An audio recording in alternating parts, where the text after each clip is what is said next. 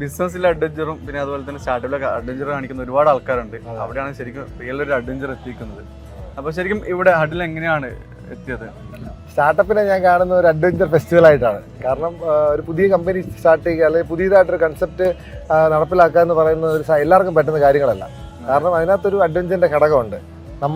നമുക്ക് പരിചിതമില്ലാത്ത കാര്യങ്ങളിലൂടെ പരിചിതമില്ലാത്ത ആൾക്കാരെ പരിചയപ്പെടണം, പണ്ട് കാണത്തില്ല കണ്ടെത്തണം, അത് സർവൈവ് ചെയ്യുക, അത് സക്സസ് ആക്കുക എന്ന് പറയുന്നത് ഭയങ്കര കാര്യമാണ്. അപ്പം ഹഡിൽ ഞാൻ ഇപ്പം 3ാമത്തെ ദിവസമാണ്. ഗംഭീരമായിട്ടുള്ള പരിപാടിയാണ്. ഒരുപാട് പേരെ കണക്ട് ചെയ്യാൻ പറ്റി, ഒരുപാട് മീറ്റിങ്ങുകൾ അറ്റൻഡ് ചെയ്യാൻ പറ്റി. ബേസിക്കലി എനിക്കൊരു അഡ്വഞ്ചർ ട്രാവൽ കമ്പനി ഉണ്ട്. അത് ബേസിക്കലി ആഫ്രിക്കയിലും നേപ്പാളിലാണ് ഓപ്പറേറ്റ് ചെയ്യുന്നത്.